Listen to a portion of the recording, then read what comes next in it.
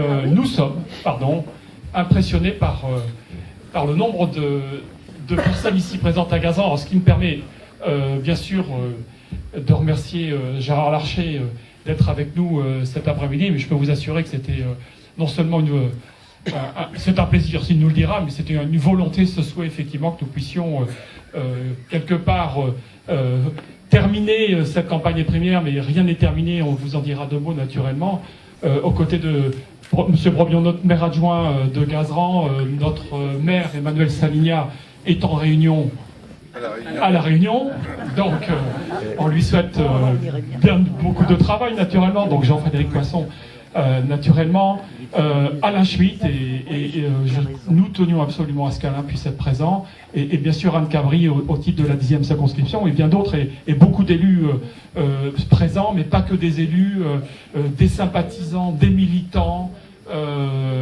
On a ici, je crois, la force dont je vais parler en quelques mots tout à l'heure, cette force d'union qui doit nous permettre d'aborder maintenant ces prochaines semaines avec toute la puissance qui va être la nôtre.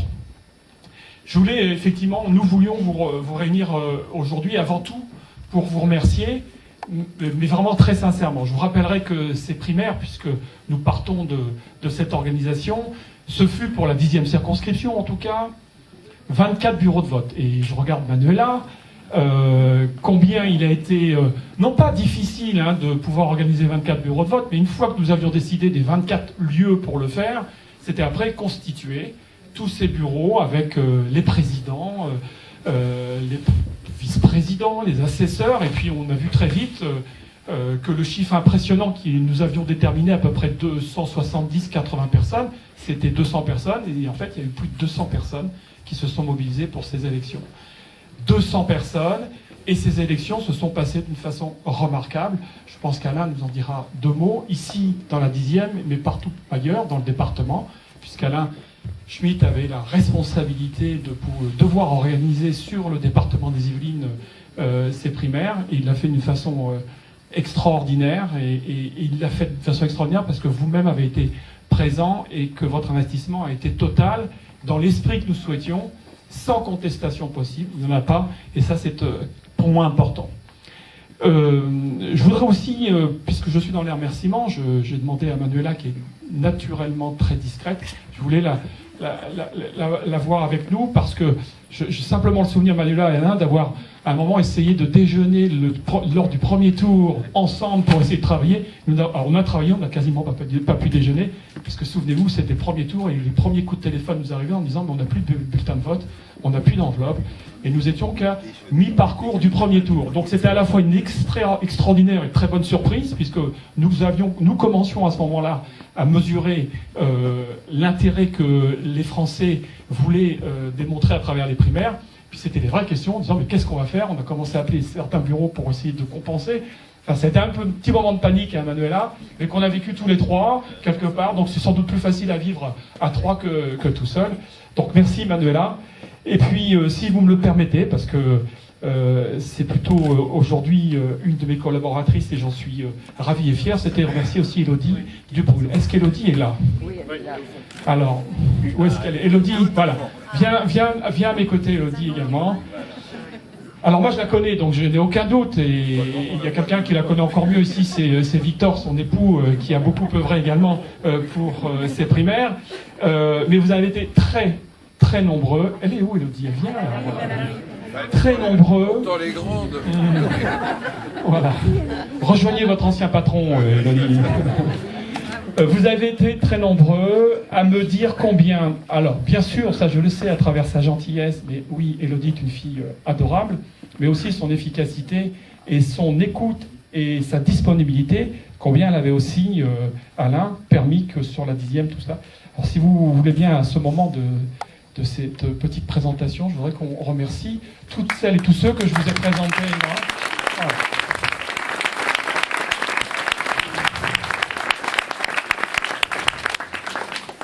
Ces primaires, cher Gérard, cher Anne, cher Alain, cher Jean-Frédéric, nous ont permis de mesurer la force de cette implication citoyenne. Parce qu'encore une fois, j'ai dit ici, il y a des sympathisants républicains, il y a aussi des militants, et des militants qui avaient candidats qui pouvaient être différents des uns et des autres. Il y a des élus, des non-élus, puis il y a des citoyens, comme on a l'habitude de dire, lambda. Alors lambda, je ne sais pas trop ce que ça veut dire. En tout cas, des citoyens qui ont voulu participer à ces élections d'une façon ou d'une autre et en étant présents dans ces bureaux. Et cette force d'union, parce qu'effectivement, c'était un des postulats que nous avions mis ensemble, Alain, c'est-à-dire qu'effectivement, ces bureaux se déroule sans qu'il puisse y avoir une connotation politicienne à travers ces bureaux. C'est-à-dire qu'on voulait absolument que les gens qui viennent voter n'aient pas à être, entre guillemets, soit agressés, soit sollicités par tel ou tel représentant d'un candidat. C'était pas le sens de ces élections. Et là, encore une fois, un grand merci, parce que aucunement, dans aucun des bureaux, ça s'est passé comme ça.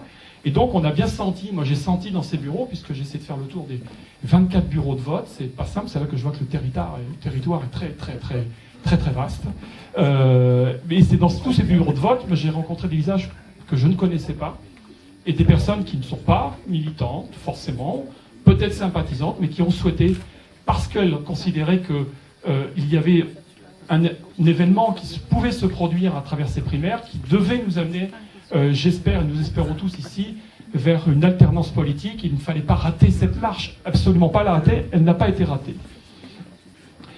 C'est aussi une force d'union, puis c'est une force de valeur, Gérard, que j'ai retrouvé à travers Nous partageons les mêmes valeurs. Alors les valeurs, personnellement, étant gaulliste, je les retrouve à travers le gaullisme, mais elles vont bien au-delà aujourd'hui.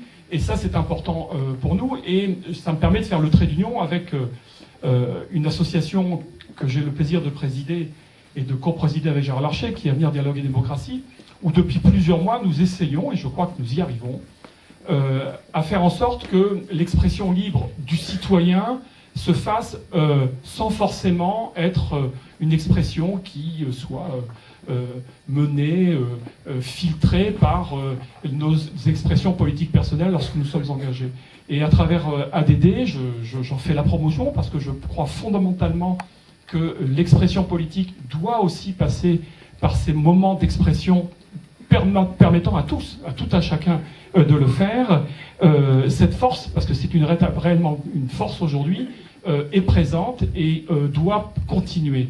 Et je pense que cette force d'union, telle que je la définis, elle s'est démontrée, elle s'est activée avec les primaires, et elle doit poursuivre. Alors, poursuivre, on l'a bien compris, c'est derrière François Fillon. Bien sûr, mais c'est derrière François Fillon, mais c'est aussi à côté de François Fillon. Alors, vous l'avez compris, nous étions en réunion de la 10e circonscription, réunion politique avec les Républicains à l'instant même avant de vous accueillir. Et je crois que c'était le message porté par Gérard Larcher et par Jean-Frédéric, c'est celui-ci. Nous avons maintenant notre candidat. Je crois qu'ici, enfin je pense, nous avons tous compris que les primaires avaient cet objectif, c'est de déterminer notre candidat. Aujourd'hui, il n'y a pas photo, comme on dit. François Fillon, notre candidat, il faudra l'accompagner, être à ses côtés, pas forcément derrière lui. Et par exemple, à Avenir, Dialogue et Démocratie, nous travaillons, Gérard l'a dit tout à l'heure, sur des sujets, sur des thématiques qui devront alimenter la réflexion de notre candidat dans les semaines et les mois à venir. Et cette réflexion, elle est la vôtre, hein, quelque part, mais nous pouvons vous y aider à travers Avenir, Dialogue et Démocratie. C'est notre rôle aujourd'hui, et nous espérons de toute façon que nous le ferons, parce que et que nous y arriverons, puisque cette élection est fondamentale, mais comme toutes les élections présidentielles, mais nous avons tous le sentiment ici qu'elles sont encore beaucoup plus importantes qu'elles n'ont pu l'être jusqu'ici, parce que je pense que notre pays, notre nation, est malade, dans un monde malade, et que si nous n'avons pas aujourd'hui, à travers un homme ou une femme, en l'occurrence, ce message sera porté par un homme, François Fillon, si nous n'avons pas aujourd'hui des mesures prises rapidement, peut-être même qui vont déranger, et probablement quelque part, dans une pédagogie qu'il nous faudra encore améliorer sans doute, Gérard, pour les mois à venir, nous aurons effectivement derrière François Fillon un homme qui devra effectivement transformer notre pays. Pour cela, il aura besoin de nos voix, il aura besoin de notre soutien, nous devrons l'accompagner naturellement, et puis c'est pas tout, il faudra aussi derrière, et parce que nous espérons tous qu'il sera élu, poursuivre notre soutien, parce que les temps vont être difficiles. Si François Fillon, et je l'espère fondamentalement, je le pense, est président de la République, les temps seront difficiles pour lui également, naturellement, puisqu'on sait que c'est un pays qui aime les réformes quand il faut les désigner en théorie, mais en pratique, c'est toujours très compliqué de les mener. Donc je compte sur vous tous, naturellement, pour l'y aider. nous avons notre destin en main. Enfin, moi, je considère qu'aujourd'hui, c'est à nous, hein, militants, sympathisants, élus, non élus, notre destin est dans nos mains. Nous pouvons le porter et l'accompagner avec François Fillon. Faisons-le, personne ne le fera à notre place. Même si les temps vont être difficiles pour les 4 mois à venir, il va falloir tenir. C'est essentiel, nous allons être attaqués, nous allons être remis en question. Nous avons démontré lors des primaires que nous étions capables de nous mobiliser tous ensemble, sans aucune différence. Et là, cet élan-là, il ne faut pas l'oublier, c'est l'élan qui doit nous mener jusqu'à la victoire de François Fillon. Nous l'accompagnerons naturellement. Il y a aussi dans cette salle, je voulais le dire, parce que c'est souvent un constat avant d'être trop proche, quelques jeunes qui sont parmi nous. C'est une difficulté à chaque élection, lorsque nous en parlons, c'est de savoir comment nous allons mobiliser les jeunes. Nous en parlions tout à l'heure. C'est toujours très compliqué. Quand on parle de l'écologie, on a l'impression que l'écologie est simplement un sujet qui doit être traité par la gauche ou par les verts. C'est faux, nous avons des choses à dire. Alors quand je parle des jeunes, parce que les jeunes souvent ont des avis là-dessus. Alors comment faisons-nous pour les mobiliser? Je pense qu'il faut qu'on fasse un peu différemment que les années précédentes ou les exercices précédents. Il faut que les jeunes, on leur donne l'occasion de nous dire ce qu'ils pensent de cette société. Jusqu'ici, on se faisait plaisir à avoir des visages de jeunes, alors définir la jeunesse, mais enfin en tout cas plus jeunes que nous pour la majorité. Ici, on se disait, c'est bien, mais les jeunes n'attendent pas simplement de venir pour écouter des discours tels que les nôtres aujourd'hui, ils viennent parce qu'ils ont des choses à dire. Donc il faut leur permettre de s'exprimer. Là encore, nous le faisons à travers les Républicains, puisque Anne pourra nous dire tout à l'heure effectivement la façon dont on pratique. Il faut aussi que nous le fassions à travers ANIR Dialogue et Démocratie. Nous le faisons. Nous donnons des thématiques à gérer à ces jeunes, mais c'est pas simplement pour les faire bosser sur un dossier, c'est simplement qu'ils nous donnent et qu'ils nous fassent remonter leurs propres sentiments pour enrichir et alimenter le projet de notre futur président de la République. Il faudra le faire parce que c'est notre crédibilité, j'en suis convaincu. La politique aujourd'hui reprend une place fondamentale dans les médias parce que c'est des sujets, nous allons avoir une année électorale très forte.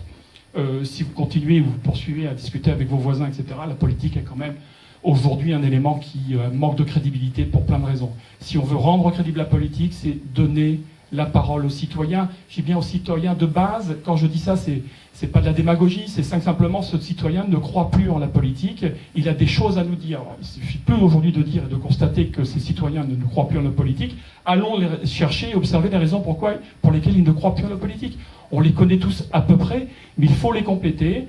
Et la politique ne se fera pas qu'avec les sympathisants ou les militants. Elle se fera avec l'ensemble des Français. Et ces Français-là ont des choses à dire, qu'ils n'ont plus l'habitude de dire et qu'ils ne veulent plus exprimer. Il faut leur laisser un terrain pour l'exprimer.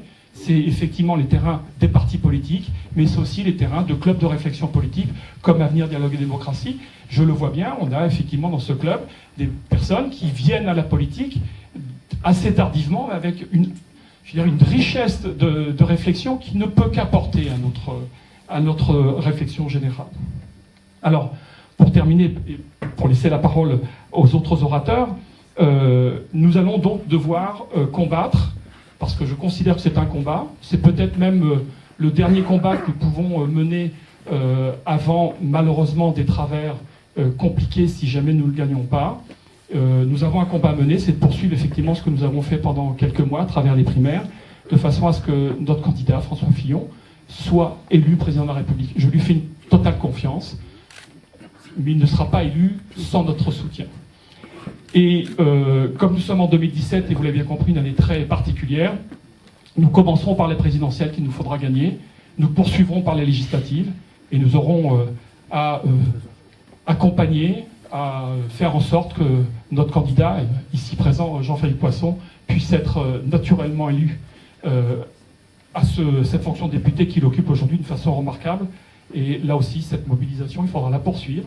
Et puis nous la poursuivrons, alors certes d'une façon moins, entre guillemets, populaire, puisque ce sont ce qu'on appelle les grands électeurs qui devront se prononcer en septembre pour permettre à notre sénateur local, qui plus est président du Sénat, et l'ensemble des 6 sénateurs qui seront dans cette liste départementale, de pouvoir obtenir la victoire, ce qui serait, je crois, il y a une opportunité, je crois, Gérard, je pense réellement, et il nous faudra, alors là, les grands électeurs, ici présents, il y en a un certain nombre, devront se mobiliser également. Voilà, mesdames et messieurs, ce que je voulais vous dire. Alors, effectivement, un pot nous permettra d'échanger plus directement les uns les autres, mais naturellement, tous des vœux de bonheur, naturellement, de santé et de paix dans ce monde et dans ce pays qui est dans cette attente, naturellement. Et en vous disant que le monde qui nous attend sera celui que nous aurons décidé. Et que, contrairement à ce qu'on peut peut-être croire ici, c'est nous tous, à nos niveaux, chacun, qui avons aujourd'hui la main pour décider de ce que sera notre pays, la France, pays que nous aimons tant, et cette Europe qui se cherche, et ce monde qui aujourd'hui se transforme à une vitesse importante, avec des vraies questions. Eh bien écoutez, ne laissons pas aux autres la décision, ne laissons pas aux autres de nous emmener sur des terrains que nous ne souhaitons pas. Moi je vous dis, nous avons un candidat, François Fillon, qui nous mènera où il faut, dans une France redressée, dans ce monde malade.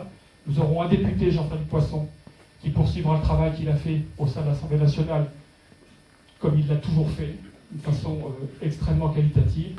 Et puis, alors, Gérard Larcher, le définir, c'est toujours très compliqué, mais c'est notre sage à tous.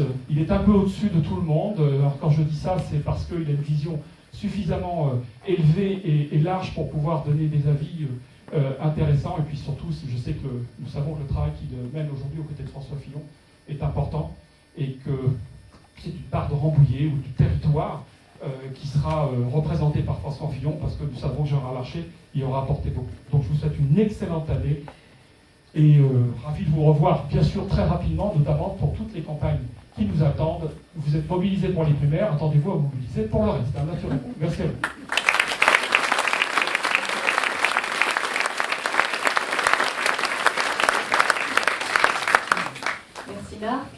Très bien. Donc moi, je tenais vraiment à vous remercier parce que la victoire, c'est grâce à vous.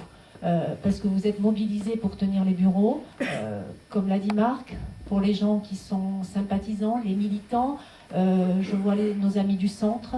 Gilles, tu es là. Je vois nos amis du centre également qui se sont mobilisés. Donc si François Fillon a gagné avec une victoire incontestable, c'est grâce à vous. Donc aujourd'hui, on a besoin de vous. Comme l'a dit Marc, on était en réunion de la 10e circonscription des Républicains. Et il faut aujourd'hui, on a gagné la primaire, mais il faut gagner la présidentielle au mois de mai. Donc on a besoin de vous. On a besoin également des jeunes. Donc on a défini une stratégie de campagne. Donc on va vous proposer des réunions d'appartements, des réunions de maisons. C'est ce qu'on a fait pour les régionales. Certains d'entre vous nous ont reçus. Je souhaiterais qu'on mette en place des réunions. Donc c'est ce qui a été défini avec le président Larcher tout à l'heure. Donc on a besoin de vous sur la 10e, sur toutes les circonscriptions, mais encore plus ici. Donc ce qu'on vous propose tout à l'heure, c'est pour tous les gens qui veulent se mobiliser, pour nous recevoir, pour créer des réunions, pour être sur les marchés, c'est de laisser vos coordonnées comme ça au niveau de la circonscription, on vous recontactera. Et il faut qu'on arrive dans les réunions d'appartements, de maisons, les réunions publiques qu'on va faire, qu'on fasse intervenir les jeunes. Donc je vous remercie encore d'être tous là cet après-midi. C'était pas prévu. Donc vraiment merci à vous tous pour votre mobilisation. On a un gros travail, comme le président vous expliquera ça mieux que moi tout à l'heure. La campagne elle commence maintenant, donc c'est pas, il faut pas attendre le mois de mars, c'est tout de suite. Donc on vous fera part de tous nos rendez-vous. On a créé sur notre 10e circonscription on a sectorisé sur l'ancien canton de Montfort, sur Coignères et Maurepas, et le canton Rambouillet, qui était anciennement Rambouillet et Saint-Arnaud. Juste la parole tout de suite. Jordan est là également? Si, voilà, il est là. Il devait ne pas être là. Simplement parce qu'on montre des visages. Jordan, avec Stanislas, on mène à travers les Républicains ou Avenir Dialogue Démocratie cette dynamique de groupe de jeunes. Ils sont encore jeunes, hein, ils ont moins de 30 ans, donc ils sont encore très jeunes, même, ils sont encore des bébés. Donc comme il ne devait pas être là, il sait bien que de vous présenter tout au bout là-bas. Voilà. On ne savait pas comment les militants allaient réagir également. Nous n'avions aucune idée du taux de participation. C'était vraiment une première. Et ce que je voulais vous dire, et comme toujours, mais ça ne vous étonnera pas, même si Gérard est là aujourd'hui, la 10e a été extraordinaire. Grâce à Marc, qui avait la charge, il ne l'a pas dit, de la 11e circonscription également, parce qu'il était en charge de 2 circonscriptions, vous avez été sensationnel au niveau de la mobilisation. car sans vous, il ne pouvait pas y avoir de réussite de la primaire. Et lorsque Marc a eu la bonne idée d'inviter Thierry Solaire ici à Rambouillet, j'avais dit à Thierry que nous avions une obligation. Cette obligation, c'est d'être exemplaire dans l'organisation matérielle de cette élection primaire. Voilà. Je crois, Jean-Frédéric, que nous l'avons été dans le département des Yvelines. Gérard me l'a confirmé, eu la gentillesse de me la confirmer au soir du premier tour et au soir du second tour. Nous avions 264 bureaux à mettre en œuvre à travers le département des Yvelines et ce sont plus de 1500 personnes qui se sont mobilisées. Alors je voulais justement, notamment mettre Manuela à l'honneur, mais avec Élodie également, rappeler combien le rôle, Catherine, Sophie Prima, cher Gérard qui a joué un rôle aussi essentiel de mobilisation, et puis rappeler le rôle joué par Sylvie Sevin-Montel au niveau de la fédération, puisque vous savez que tous les kits sont arrivés à la fédération et qu'il y a eu évidemment un immense travail de vérification, car cher Gérard, nous n'avions qu'une angoisse, c'est que quelqu'un nous chipe certains kits et qu'on ne les retrouve pas. Ce sont des détails idiots, mais il fallait penser à tout sur le plan matériel, notamment la caisse qui faisait beaucoup de soucis. Et donc je suis allé dans chacune des circonscriptions, grâce au film qui avait été mis en œuvre par la Commission nationale d'organisation des primaires, pour expliquer au président et à ses assesseurs la façon dont les élections allaient se dérouler. Et puis, le second tour, on était rodé. Là, il n'y a pas eu de problème, notamment dans le circuit qui était à convenir et à mettre en œuvre au sein des bureaux, à tel point d'ailleurs que j'ai dit qu'on était prêt à organiser un troisième tour, dans la foulée, si c'était nécessaire. On avait un vrai savoir-faire et surtout, tous nos amis s'étaient mobilisés. Ravi de te voir ici, une fois de plus, cher Anne. Salut spécialement, ça a été fait déjà, mais je suis heureux de saluer Élodie, Catherine et Manuela qui ont piloté tout ce dispositif, mesdames et messieurs les élus, mesdames et messieurs, chers amis. Si je ne veux pas être trop en retard, monsieur le maire de Rambouillet tout à l'heure, au vœu du personnel, pas trop en retard à Prunay-en-Yvelines, monsieur le maire, mais il sait déjà que je le rejoindrai après la fonte des glaçons, je devrais vous quitter pour rejoindre Garancière dans quelques instants, donc je m'éclipserai lâchement, c'est-à-dire à l'anglaise, dans quelques minutes, pour poursuivre cette première après-midi de vœux. La primaire de la droite et du centre était un défi pour beaucoup de raisons. Et beaucoup d'entre nous ici étaient hésitants à la fois sur le principe, sur les modalités, sur ses conséquences, sur son déroulement. Et puis, à la fois comme citoyen, comme militant politique, comme élu, et comme candidat à cette élection primaire, je suis content de me réjouir avec vous cet après-midi que toutes les choses se soient passées d'une certaine manière au-delà de nos espérances. Il y a eu un nombre d'électeurs, Alain vient de le rappeler, qu'on n'attendait nulle part. Les conditions du débat entre les candidats ont été, je crois, plus que dignes et respectant parfaitement les différences de conviction des uns et des autres. En tout cas, je suis heureux d'y avoir participé. La manière dont les choses se sont déroulées dans les bureaux de vote n'a permis aucune espèce de contestation sur le plan éthique, et après les traumatismes que nous avions connus il y a 4 ans dans les élections internes, c'était un impératif. Et puis, le poids de cette élection, sa réussite, ont forcé tous les observateurs, qu'ils soient politiques, médiatiques ou simplement citoyens, à reconnaître qu'effectivement cette opération était une très grande réussite. Et vraiment, que les choses se soient déroulées dans l'ambiance matérielle que nous avons connue, qu'effectivement il n'y ait pas eu de tension, pas de triche, pas d'erreur, pas de volonté de fraude, rien de tout ça. Ce que vous avez, vous, assuré au quotidien dans l'ensemble des bureaux de vote, contribue aussi, pour les candidats, facilement à se ranger et en toute tranquillité d'esprit derrière celui qui a gagné, parce que le résultat de votre action est simple à décrire. Celui qui a gagné l'a fait dans des conditions incontestables. Et quand c'est incontestable sur le plan matériel, eh bien ça devient incontestable sur le plan politique. Bien, monsieur le maire adjoint de Gazeran, en excusant Emmanuel Salignard, mais en me remerciant de nous accueillir à Gazeran de cette manière, cher Jean-Frédéric, cher Anne, cher Marc, je suis très heureux qu'Alain Schmitt soit à mes côtés. Il a été à mes côtés, il sera demain à mes côtés, et je voudrais saluer l'ensemble des collègues, conseillers régionaux, conseillers départementaux, qui sont là, avec de nombreux maires, de maires adjoints, et de conseillers municipaux, et beaucoup de militants, beaucoup tout simplement d'hommes et de femmes engagés dans la vie citoyenne, ou engagés dans la vie politique. Cher Alain, relever le défi de la primaire était une décision que nous avions prise après l'épisode très douloureux de l'élection de 2012.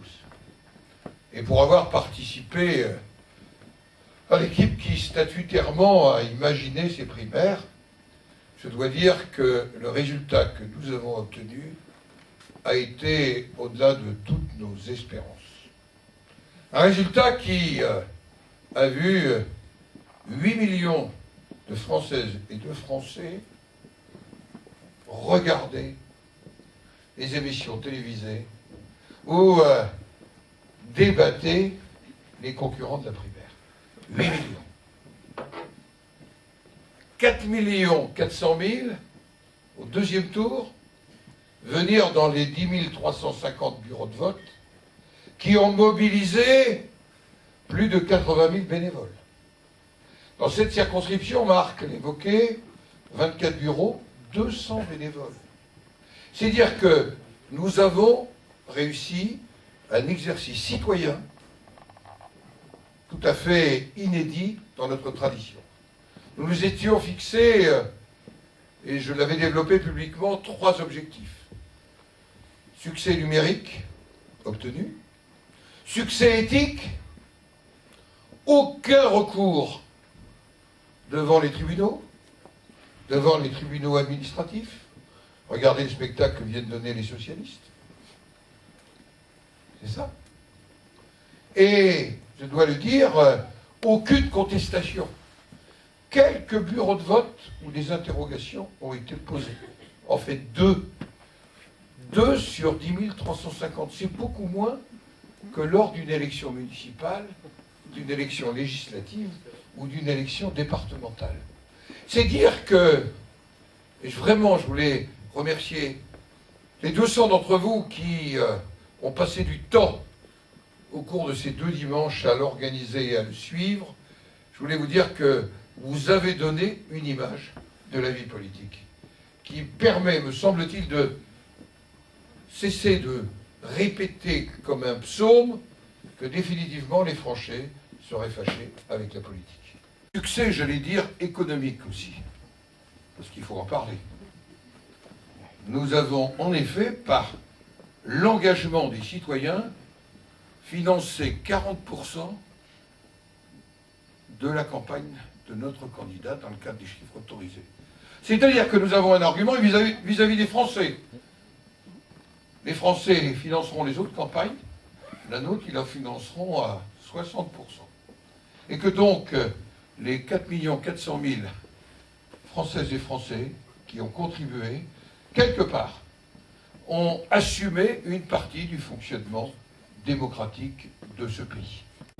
Sur vos iPads, iPhone, ou en tous les cas dans vos têtes, c'est que au jour du 2e tour de la primaire de la gauche, nous aurons une très grande réunion à Paris autour de François Fillon.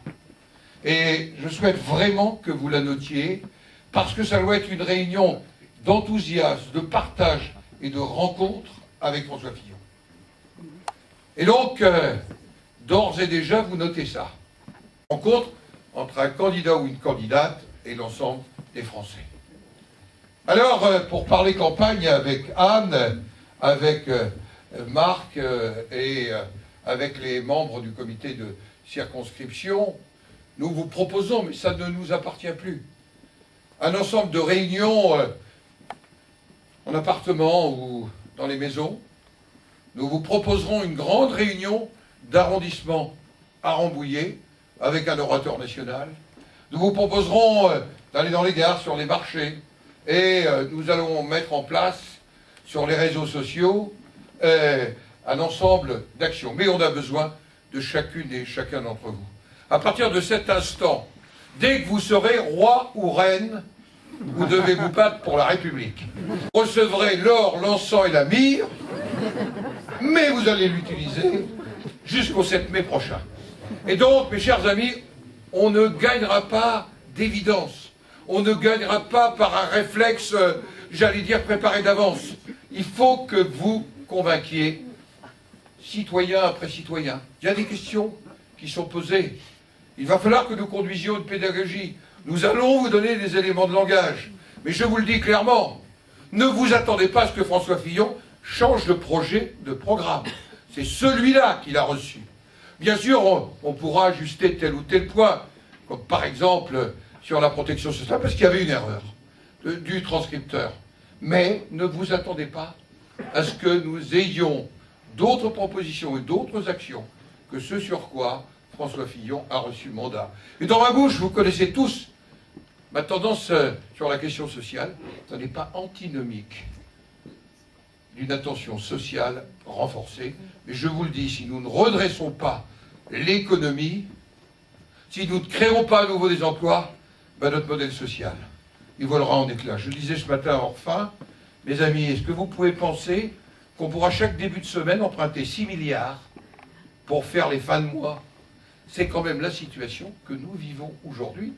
Et pour que vous le visualiez bien, à la fin du mois de juin, nous aurons 2200 milliards de dettes publiques. 2200 milliards de dettes publiques. Alors à ceux qui vous disent qu'il ne faut rien changer, eh bien je leur réponds que ce n'est pas simplement pour les générations futures, bien sûr, celles de nos enfants, de nos petits-enfants, mais c'est que c'est pour aujourd'hui une capacité à être, j'allais dire, en situation de préserver certains modes de vie, certaines qualités de vie et la cohésion de la nation. Alors, puisqu'on est en période des vœux, je redirai ce que j'ai dit ce matin. Je souhaite à chacune et à chacun d'entre vous les meilleurs vœux qui soient. Mais au-delà des mots, mon vœu, il est pour la France. Il faut vraiment que la France, et que vous nous y aidiez, ait le courage de se dire qu'on ne peut pas continuer comme ça. Quel est le courage de changer? Quel est le courage de se réformer? Il faut que la France ait le courage de relever les défis économiques, les défis financiers, qu'elle refasse confiance aux entreprises. Non pas simplement du côté des entrepreneurs, mais aussi du côté des salariés. Il faut que notre pays retrouve le courage d'affronter les sujets, parmi lesquels la reconstruction de l'Union européenne. Parce que, je vous le dis, je viens de passer une partie de ma semaine au Moyen-Orient et notamment dans un dialogue ô combien difficile entre Israéliens et Palestiniens pour François Fillon. Quand je dis on fait tout pour François Fillon, ça veut dire que dès ce soir, allez, on se dit pas il a gagné la primaire, oh là là, il y a Macron qui nous emmerde, il y a Valls qui est machin. On ne pense qu'à Fillon, on ne pense qu'à le faire gagner pour que vive la République et que vive la France.